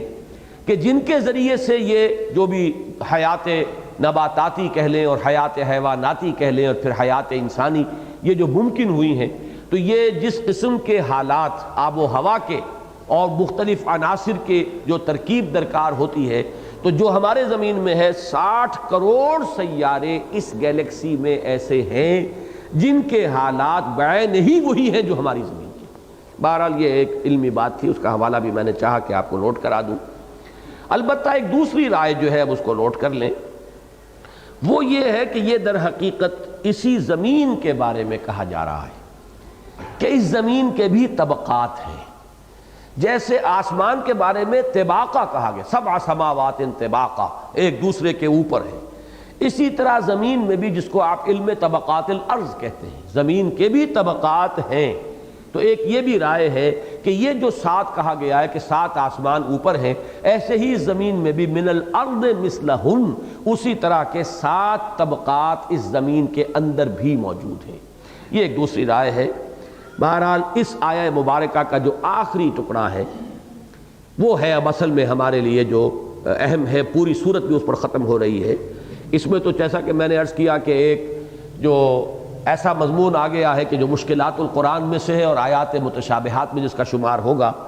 پوری آیت پڑھیے، اللہ الذی خلق 7 سماوات ومن الارض مثلہن یتنزل الامر بینہن۔ اب آیا وہ ٹکڑا، لِتَعْلَمُوا أَنَّ اللَّهَ عَلَىٰ كُلِّ شَيْءٍ قَدِيرٌ وَأَنَّ اللَّهَ قَدْ أَحَاطَ بِكُلِّ شَيْءٍ عِلْمًا، تاکہ تم جان لو، اور یہ جاننا جو ہے یہاں پہ مفہوم تام کے اندر بیان، تاکہ تم اچھی طرح جان لو، یہ بات تم پر پوری طرح منکشف ہو جائے۔ یہ لام عاقبت شمار ہوتا ہے گرامر میں، کسی شے کا نتیجہ یہ نکل رہا ہے۔ یہ حقائق تمہیں اس لیے بتائے جا رہے ہیں، اور جیسے جیسے تمہارا علم بڑھے گا یہ حقائق اور مبرہن ہوں گے اور روشن ہوں گے اور واضح ہوں گے۔ یہ سب کچھ کس لیے؟ جیسے کہ میں نے اس آیت مبارکہ کا حوالہ دیا کہ سنریہم آیاتنا فی الآفاق وفی انفسہم حتی یتبین لہم انہ الحق، ہم آیات اپنی دکھائیں گے انہیں آفاق میں بھی انفس میں بھی، یہاں تک کہ یہ بات بالکل منکشف ہو جائے گی بغیر کسی شک و شبے کے کہ یہ قرآن الحق ہے۔ اسی طرح یہ بات جو تمہیں بتائی جا رہی ہے، اس کا جو فائدہ ہونا چاہیے تمہیں، اس کا جو نتیجہ نکلنا چاہیے تمہاری سوچ میں، فکر میں، وہ کیا ہے؟ لِتَعْلَمُوا، تاکہ تم خوب جان لو، اس پر تمہارا یقین پختہ ہو جائے، اس پر تمہارا دل ٹھک جائے۔ کس چیز پر؟ اللہ کے 2 صفات پر، ان اللہ علی کل شیء قدیر، کہ اللہ تعالی ہر شے پر قادر ہے۔ اس کی تخلیق کی یہ وسعت، اس کی خلاقی کا یہ عالم، اس کا یہ نتیجہ نکلنا چاہیے۔ اس کی جو تفتیش اور تحقیق کرتے رہو، جتنی کرو گے یہ کائنات اور پھیلتی چلی جائے گی، تم کہیں اس کا سرا تلاش نہیں کر سکو گے۔ جیسے اگلا جب گروپ شروع ہوگا تو سورہ ملک میں آپ آیت پڑھیں گے کہ فارجع البصر کرتین ینقلب الیک البصر خاسئا وہو حسیر، دوڑاؤ اپنی نگاہیں دور دور تک، کہیں دیکھو ہماری اس تخلیق میں کوئی نقص ہے، کوئی عیب ہے، کوئی کمی ہے، کہیں کوئی خلا ہے، کوئی رخنا ہے۔ بار بار جو ہے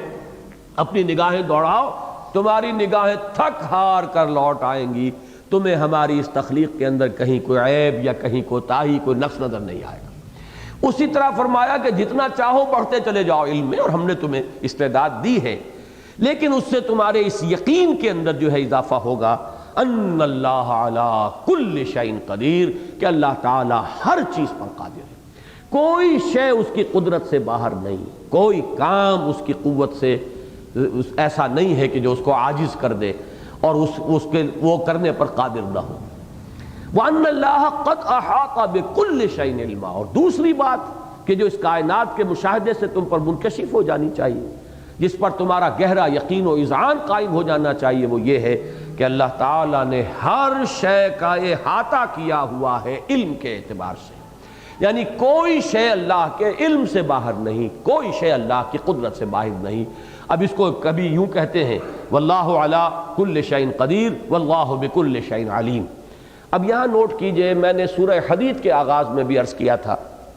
کہ اللہ تعالیٰ کی یہی دو صفات ہیں جن پر سب سے زیادہ زور قرآن مجید میں دیا گیا ہے، اللہ کی قدرت اور اللہ تعالیٰ کا علم کامل۔ وہ ہر شے پر قادر ہے، ہر شے کا علم رکھتا ہے۔ اس کی وجہ کیا ہے؟ ایک تو یہ کہ بہت سے اللہ کے اسماء جو ہیں وہ در حقیقت انہی دو صفات کی شرح پر ہیں۔ اللہ کے بہت سے نام ہیں، آپ کو الرافع، الخافض، المعز، المذل، القابض، الباسط، یہ تمام الفاظ کیا ہیں؟ اللہ ہی ہے جس کو چاہتا ہے اٹھا دیتا ہے، جس کو چاہتا ہے گرا دیتا ہے، کھولنے والا، تنگ کر دینے والا، اٹھانے والا، گرانے والا، عزت دینے والا، ذلت۔ اب یہ بہت سے نام ہیں، آپ کو جوڑوں میں ملیں گے۔ یہ سب در حقیقت شرح ہے القادر کی، اللہ تعالیٰ قدرت رکھتا ہے ہر شے کے اوپر۔ اسی طرح اللہ خبیر ہے، اللہ سمیع ہے، اللہ بصیر ہے، یہ تمام چیزیں جو ہے لطیف ہے، یہ تمام کیا ہے؟ اللہ کے علم کامل کی شرح ہے۔ تو اول تو آپ یہ کہہ سکتے ہیں کہ یہ دونوں صفات جو ہیں بڑی بنیادی صفات ہیں کہ بہت سے دوسری صفات اور بہت سے اسماء جو ہیں اللہ تعالیٰ کے وہ در حقیقت انہی دو صفات کی شرح پر مبنی ہے اور مشتمل ہے۔ دوسری بات جو ہے اہم تر وہ یہ ہے کہ ان دونوں صفات کا تعلق ہے ایمان بالمعاد کے ساتھ۔ دو وسوسے ہیں جو شیطان انسانی ذہن کے اندر ڈالتا ہے، اور وہ دونوں وہ ہیں کہ جن سے آخرت پر ایمان کی جڑ کٹ جاتی ہے۔ ایک تو یہ کہ کیسے ہوگا بعث بعد الموت، ہم گل سڑ جائیں گے، اذا کنا عظاما ورفاتا، اذا کنا عظاما نخرا، اذا متنا وکنا ترابا ذلک رجم بعید۔ یہ کیسے ہوگا؟ ہو نہیں سکتا، ہڈیاں بھی گل سڑ جائیں گی۔ اور جیسے کہ میں نے بارہا کہا ہے کہ آج کا ایک نوجوان کہے گا مزید اس کے اندر نمک مرچ لگا کر کہ ہمارے تو ایٹمز بھی تحلیل ہو جائیں گے اور اس کے نیوٹرونز اور پروٹونز بھی نہ معلوم کن چیزوں میں شامل ہو چکے ہوں گے اور دوسرے حیوانات میں آ جائیں گے اور پھر کوئی اور کسی انسان کے جسم میں پہنچ جائیں گے، کیسے جمع ہوگا؟ یہ کیسے ہو سکتا ہے؟ یہ سوال جو آتا ہے، واقعہ یہ ہے کہ آدمی جو ہے اس کے اوپر چونکہ اس کے اپنے ذہن کی جو چھوٹی سی محدود سی دنیا ہے اس میں یہ بات جو ہے وہ نہیں آتی، اس کے اپنے اندازے میں، اپنے قوت متخیلہ میں وہ اس کا احاطہ نہیں کر سکتا، لہذا یہاں جڑ کٹتی ہے ایمان بالآخرہ کی بعث بعد الموت کی۔ اب قرآن مجید جس انداز میں اسے کہتا ہے، سورہ تغابن میں آپ دیکھا ہے اذعان اور یقین کے ساتھ،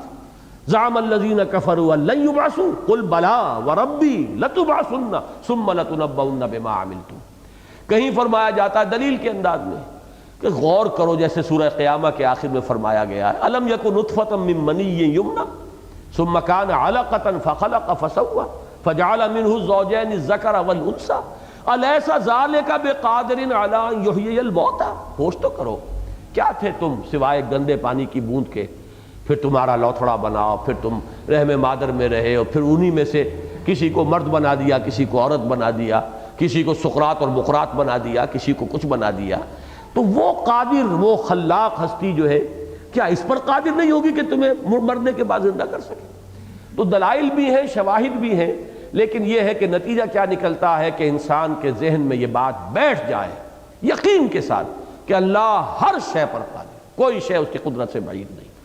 اس کے لیے سب سے بڑی دلیل یہ کائنات ہے۔ دیکھو آسمانوں اور زمین کی وسعتیں، یہ تخلیق ہے۔ اپنی تخلیق پر غور کرو کہ ایک گندے پانی کی بوند سے کیا بنا دیا، اس کائنات کی تخلیق پر غور کرو تو تم پر ایک حقیقت منکشف ہو جانی چاہیے۔ یہ دوسری بات ہے کہ اس دور میں منکشف نہیں ہوتی، وہ سائنس سے اللہ کے تصور کو جب جدا کر دیا گیا،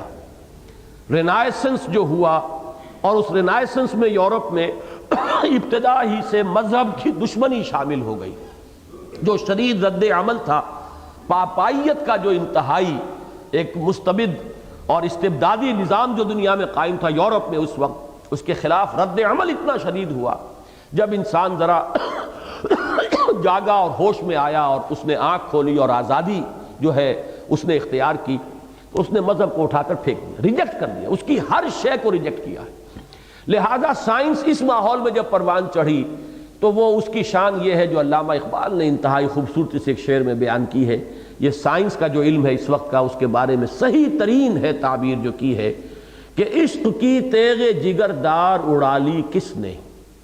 علم کے ہاتھ میں خالی ہے میان اے ساقی. یہ میان ہے، تلوار نکل گئی، میان تو ہے. یہ سارا علم جو ہے اس میں اگر اللہ تعالیٰ کی معرفت بھی شامل رہتی، ایمان بھی شامل رہتا، تو یہی علم جو ہے یہ تو بہت بڑی تلوار تھی. اس کے اندر بڑی صلاحیت تھی، اس سے یقین پیدا ہونا چاہیے تھا، اس سے اللہ تعالیٰ کی معرفت اور بڑھتی چلی جاتی، اللہ کی صفات کا یقین اور گہرا ہوتا چلا جاتا. نتیجہ یہ ہوتا کہ وہ صورت پیدا ہو جاتی جو قرآن مجید میں فرمائی کہ انما یخشی اللہ من عبادہ العلماء. اصل خشیت تو اللہ کے انہی بندوں کے دلوں میں ہوتی ہے جو صاحب علم ہوتے ہیں، جنہیں اندازہ ہو اس کائنات کی وسعت کیا ہے. وہ سمجھے گا نا اللہ کی قدرت کا کیا ٹھکانہ ہے، بشرطے کہ اللہ کو مانتا ہو. ایک شخص اللہ کو مانتا ہے، اس کا اپنا ذہن چھوٹا سا ہے، وہ اس کائنات کو بھی سمجھتا ہے کہ شاید 200-400 میل کے اندر ہے اور اس کے سوا کچھ نہیں، تو ظاہر بات ہے اسی کے حوالے سے اللہ کی خلاقی اور اللہ کی قدرت کا ریشو پروپورشن اس کے ذہن میں قائم ہوگا. لیکن جو شخص اللہ کو مانتا ہو اور پھر اس کے سامنے جو ہے یہ خلا کی پہنائیاں آئیں اور وہ فاصلے اس کے سامنے آئیں کہ جن کا واقعہ یہ ہے کہ ہمارے نیومیریکلز ختم ہو گئے اور لائٹ ایئرز آپ نے ایجاد کیے اور پھر millions and millions and billions and billions and trillions of light years کے فاصلے جب آتے ہیں تو اس آدمی پر منکشف ہوگا لِتَعْلَمُوا أَنَّ اللَّهَ عَلَىٰ كُلِّ شَيْءٍ قَدِيرٌ. لیکن یہ نتیجہ کب آئے گا؟ جبکہ وہ بنیادی پونجی ایمان باللہ کی موجود ہو. وہ اگر ہوگا، زمین ہی نہیں ہے تو کاشت کہاں کریں گے، وہ زمین ہی نہیں ہے تو فصل کہاں آپ جو ہے اس کو حاصل کر سکیں گے. ایمان باللہ کی زمین ہو اور پھر یہ وسعتیں جو ہیں ان معلومات کی انسان کے سامنے آئیں گی تو پھر اللہ تعالیٰ کی صفات کا بھی جو اب تصور اس کا ہوگا، وہ اس بیچارے عام دیہاتی یا عام ایک شخص کے جس کو اندازہ ہی نہیں ہے اس کائنات کی وسعتوں کا، وہ اس کے ذہن میں وہ بات اس درجے میں نہیں آ سکتی. تو فرمایا اللہ الذی خلق 7 سماوات ومن الارض مثلہن یتنزل الامر بینہن لتعلموا ان اللہ علی کل شیء قدیر وان اللہ قد احاط بکل شیء علما. اور دوسری صفت ہے علم. اس کے بارے میں جیسے کہ میں نے پہلے بھی عرض کیا تھا سورہ حدید کے اس درس کے دوران بھی کہ وسوسہ یہ آتا ہے کہ ہر شے کہاں اللہ کے علم میں ہوگی. اور بہت سے فلاسفہ کا مسلک بھی یہی ہے جو ارسطو کے پیروکار ہیں، جن کو مشائین کہتے ہیں. ان کی رائے یہی ہے کہ اللہ تعالیٰ، اللہ کو تو وہ مانتے ہیں لیکن اللہ کے علم کے بارے میں بڑی عجیب بات ان کے قول میں ہے، ان کی رائے ہے کہ اللہ صرف کلیات سے واقف ہے، کلیات کا علم رکھتا ہے، جزیات کا علم نہیں رکھتا. اب اگر بڑے بڑے فلسفی جو ہے اس چکر میں ہو تو عام آدمی کے تو بیچارے کے دل میں جو ہے وہ شیطان اس کے کان میں جو ہے وہ پھونک ماری دے گا، دل میں وسوسہ ڈالا کہاں اللہ تعالیٰ کو ہر چیز کا علم ہے، میں اب کہاں بیٹھا ہوں، اس کائنات میں میری کیا حیثیت ہے، اور میں بند کمرے میں بیٹھا ہوا کوئی کام کر رہا ہوں، کہاں اللہ کے علم میں ہوگا. فلاسفہ جو ہے وہ اسے کہتے ہیں بڑے عالمانہ اور فلسفیانہ انداز میں، اللہ کو کہاں ان چیزوں سے دلچسپی ہے، اللہ تو اپنی ذات اور اپنی شان میں مگن ہے، کل یوم ہوا فی شان. اس کے لیے اتنی چیزیں اور ہیں دلچسپی کی کہ کیا وہ یہ دیکھے گا کہ فلاں شخص کیا کر رہا ہے اور فلاں کا کیا عمل ہے اور فلاں نے کیا حرکت کی اور فلاں نے کیا زبان سے نکالا ہے. یہ چیزیں جو ہیں یہ تمہارے اپنے ذہن کے اندر ہے کہیں یہ بات،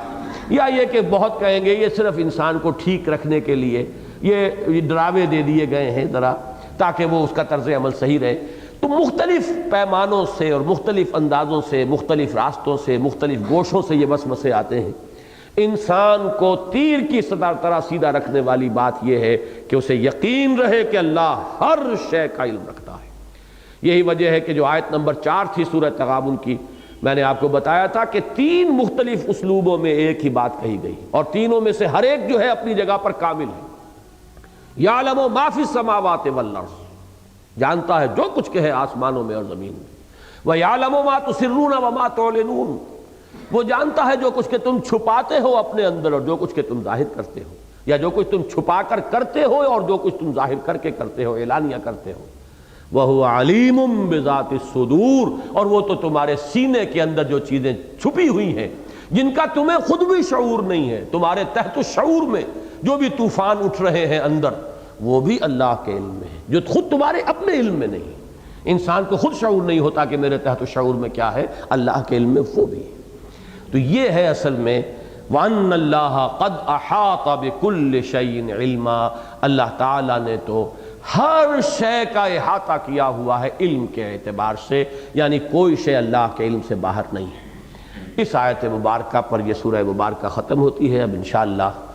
اگلے ہفتے ہم سورہ تحریم کا مطالعہ شروع کریں گے۔ بارک اللہ لی ولکم فی القرآن العظیم ونفعنی وإیاکم بالآیات والذکر